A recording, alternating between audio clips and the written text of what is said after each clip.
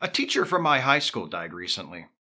He wasn't one of the teachers I was close to. In fact, I never actually took one of his classes, so he was only one of my teachers, sort of. Still, when one of your old teachers, sort of, dies, I think it's only right to pause a moment to take stock of one's own life, one's own mortality, to ponder certain questions. The first question I pondered when I heard he died was, I wonder what's going to happen to all his porn. I should back up a bit. I don't know for a fact that this old teacher of mine, sort of, had a sizable porn collection. I'm just guessing that he did, but it's an educated guess. I could be wrong. I'll never know. I have no way to confirm the accuracy of my guess, and I probably wouldn't bother even if I did know of a way, but I'd be surprised if I was wrong. I'm pretty confident the dude had porn in that house. A lot of it. Like an eyebrow-raising amount. And I'm not talking about files on a computer hard drive or a spicy browser history, though I wouldn't be shocked if he had those too. I mean analog porn. Magazines, movies, probably some DVDs, but mostly VHS tapes. Remember, I'm 44, and this teacher of mine, sort of, had a good 25 or 30 years on me at least. I graduated high school in 1998. Internet porn was a thing back then, but if you wanted the good stuff, you were still probably talking about VHS tapes in ridiculously large boxes. Why were VHS porno boxes so huge anyway? Was it to make them harder to shoplift? Or was it a side effect of the underground and disreputable nature of the porn business? Like, maybe in the late 70s and early 80s, at the dawn of the home video market, the only way for porn producers to secure distribution for their illicit products was to make some kind of lopsided deal with the companies that made the boxes. They had to agree to buy larger boxes than the mainstream Hollywood studios did to increase revenue for the box makers and make it worth their while to do business with such low-class clientele. And the box makers knew they had the porn producers by the short hairs, or not so short, this was the late 70s like I mentioned, and they made sure their buddies in the plastic industry got a taste too, which is why the packaging for those porno tapes always consisted not only of a too large box, but a molded plastic tray to hold the tape inside the box as well. That's a less educated guess, way less educated than my guess about the existence and extent of the porno collection of my old teacher, sort of. Like I said, I never actually had his class. I should probably give him a name, shouldn't I? I don't want to tell you his real name. He just died a couple of months ago, and I have no wish to embarrass him or his family with my extremely confident speculation that efforts to catalog his estate following his death yielded a truly staggering stockpile of pornography accumulated over the course of several decades. So, for the sake of this story, I'll call him Mr. Gilbert. How can I be so sure that Mr. Gilbert was the owner of a substantial inventory of porn? Well, for one thing, there was circumstantial evidence that was, while not conclusive, suggestive. For example, he was a lifelong bachelor, never married, never, to my admittedly incomplete knowledge, had a serious long-term relationship. Does that mean he definitely had a bunch of porn in his house? No. But it does mean he could have had a bunch of porn in his house if he had wanted to. Remember, before the internet normalized literally everything, watching or possessing porn was a source of embarrassment for most people. Either the person who had the porn was embarrassed and hid it from their family, or the person who had the porn was completely open about it and their family was embarrassed. But no family, no embarrassment. Point to Mr. Gilbert. For another example, when I was in school, Mr. Gilbert was in charge of the cheerleaders. Don't get ahead of me now. I'm not about to tell you he was some gross lech who sexually harassed the girls. I never heard that. I can't say for sure it's not true, but that's not why I mentioned the fact that he was in charge of the cheerleaders. I mentioned the fact that he was in charge of the cheerleaders so I can also mention the fact that the cheerleaders at our school had the longest, most conservative skirts of any cheerleading squad at any public high school in the county. Nothing ridiculous. They weren't like down to the ankle or something, but they were down to just above the knee, if I remember correctly, which I mean, the cheerleaders were still the most attractive girls in school, and they were still dancing around in pleated skirts, so none but the most desperately horny members of the student body felt they had any cause for complaint. But the reason the skirts were so relatively long was because Mr. Gilbert wanted them that way. And why, I ask you?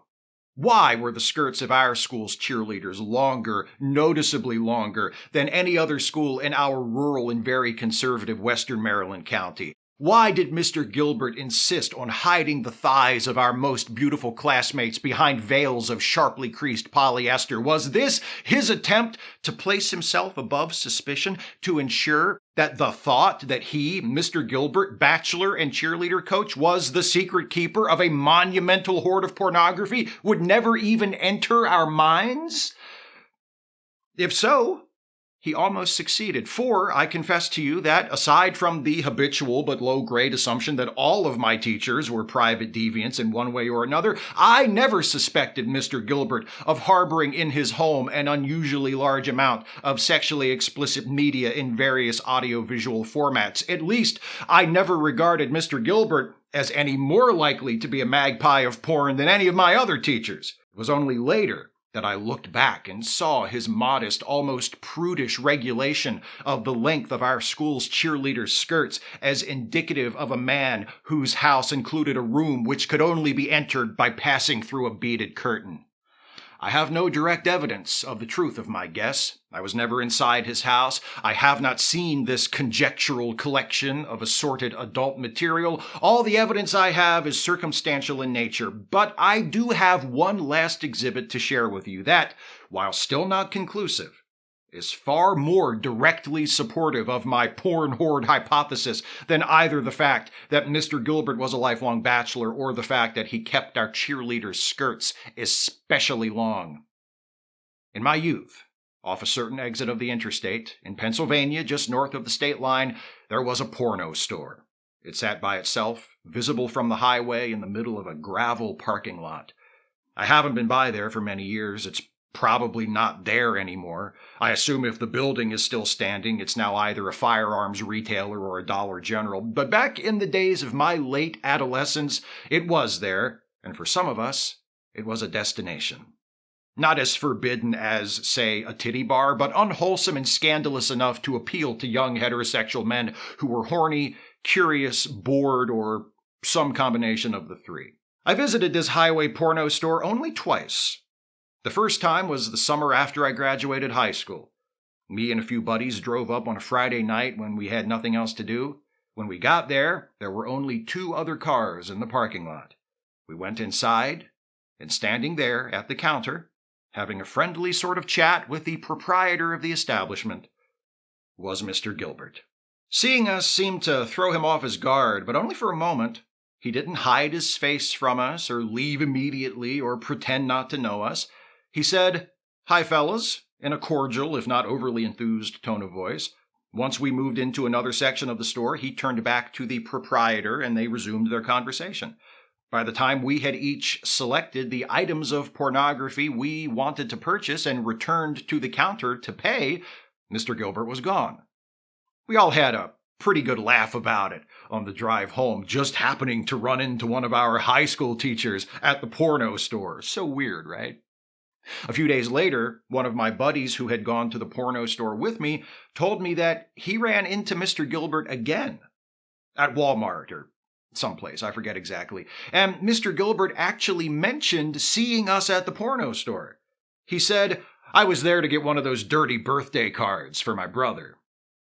I suppose the selection at Spencer's was not to his liking. Fair enough. When it comes to buying a ribald card for your brother's birthday, you want to find the perfect one. That's no time to settle. The second visit I made to that highway porno store, I remind you, the second visit of 2, was sometime later, maybe months later, maybe sometime the following year, maybe even a little bit longer, though I think not that much longer. I don't remember exactly how much time elapsed between visits to the porno store, but it was a little while. I do remember it was just me and one other friend this time. The first visit, there were 4 of us. The second, there were 2. We walk into the store, and there's Mr. Gilbert. in the same place we saw him the first time, standing at the counter, talking to the guy. Same deal as before. Hi, fellas. We went and did our porn shopping, came back to pay. Mr. Gilbert was gone. My buddy and I had a laugh about it. Later on, we told our other buddies who had come with us the first time about it. We all had a laugh about it. It's funny, right? It's funny. I ask you, what is more likely? That my only 2 visits ever to that highway porno store just so happened to coincide with the only 2 visits ever made to that highway porno store by Mr. Gilbert? Or that my only 2 visits ever to that highway porno store both included encounters with Mr. Gilbert because Mr. Gilbert was a regular customer? And if Mr. Gilbert was a regular customer at that highway porno store, which I believe to be a reasonable assumption, is it not also reasonable to assume that Mr. Gilbert, as a regular customer at that highway porno store, frequently left that highway porno store having purchased porno for his private perusal, with the end result of years or even decades of that persistent porno patronage being a personal library of filth of Alexandrian proportions, a secret vault of smut through which he could swim Scrooge McDuck-like at his lustful leisure? The question is not, how can I believe this? The question is, how can anyone who knows what I know and has seen what I have seen not believe it? Which brings me back around to that first question I pondered upon learning of Mr. Gilbert's death. What's going to happen to all that porn? Is some lucky sibling, cousin, nephew, or niece provided for in the will? Has the executor included it in the estate sale, lot number 4036, contents of basement? Or will it be thrown away? Trashed by the red-faced relative who discovered it while packing up the house, the impulsive act of a well-meaning loved one, wishing to protect the memory of Mr. Gilbert from the unflattering truth that he was a lifelong patron of the explicit arts, a dedicated devotee of indecency. Is that what will become of the stacks and stacks of dirty movies, the piles of magazines found precariously balanced against a bare cinder block wall? Think of the futility of that. A collection acquired across a lifetime, discarded as garbage in a day. Think of the insights into the man himself that will be lost. Look closer at the spines of those magazines and read the story of his life. Is there a complete series of Playboy's lingerie specials? Was he into the classy shit?